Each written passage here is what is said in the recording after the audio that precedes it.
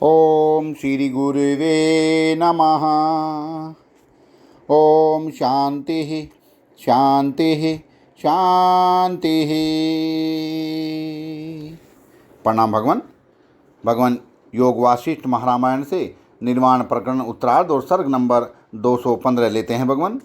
और शीर्षक है श्री वाल्मीकि भरद्वाज संवाद का उपसंहार, इस ग्रंथ की महिमा तथा श्रोता के लिए दान मान आदि का उपदेश।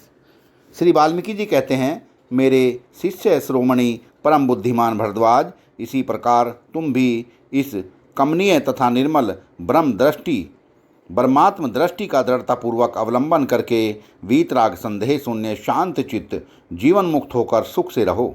निष्पाप भरद्वाज, इस ज्ञान का आश्रय ले तुम्हारी बुद्धि यदि आसक्ति शून्य रही तो घने मोह अंधकार में पड़ने और मूढ़ होने पर भी नष्ट नहीं होगी। बेटा भरद्वाज, तुम्हारी बुद्धि तो वास्तविक ही आसक्ति के बंधन से मुक्त है, परंतु आज इस मोह संहिता को सुनकर तुम वास्तव में मुक्तर हो गए, सर्वश्रेष्ठ जीवन मुक्त हो गए। इस पवित्र तथा ब्रह्म का प्रत्यक्ष अनुभव प्रदान करने वाले मोक्ष उपायों का यदि कोई बालक भी श्रवण कर ले तो वह तत्वज्ञानी हो सकता है। फिर तुम जैसा महात्मा पुरुष के लिए तो कहना ही क्या। सत्पुरुषों की नीति अर्थात शिक्षा से, उनकी उत्तम सेवा से, उनके सामने प्रश्न करने से तथा उनकी उदारतापूर्ण ज्ञान चर्चा में भाग लेने से प्रमाद शून्य श्रेष्ठ बुद्धि वाले अधिकारी पुरुष उसी प्रकार गे आत्म तत्व को जान लेते हैं जैसे श्री वशिष्ठ के संग से श्री राम आदि ने जाना था। तृष्णा रूपी चर्ममयी रस्सी से दृढ़तापूर्वक बंधी हुई अज्ञानी के हृदय में जो देह और इंद्रिय आदि के प्रति तादात्म्य अध्यास रूप तथा कलात्री आदि के प्रति समता रूप ग्रंथियाँ बदमूल हो गई हैं, वे सब इस मोक्ष शास्त्र की कथाओं पर विचार करते रहने से सर्वथा खुलकर एक रास्ता हो प्राप्त हो जाती हैं। बेटा, दूसरी बहुत सी बातें कहने से क्या लाभ। इतना ही जान लो कि जो लोग इन महिमाशाली मोक्ष उपायों का ज्ञान प्राप्त करेंगे वे तत्ववेत्ताओं में श्रेष्ठतम होकर फिर कभी संसार बंधन में नहीं पड़ेंगे।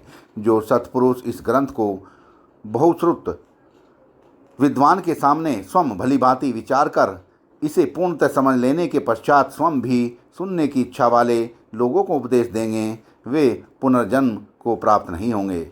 उन्हें दूसरे वचनों का आश्रय लेने की क्या आवश्यकता है।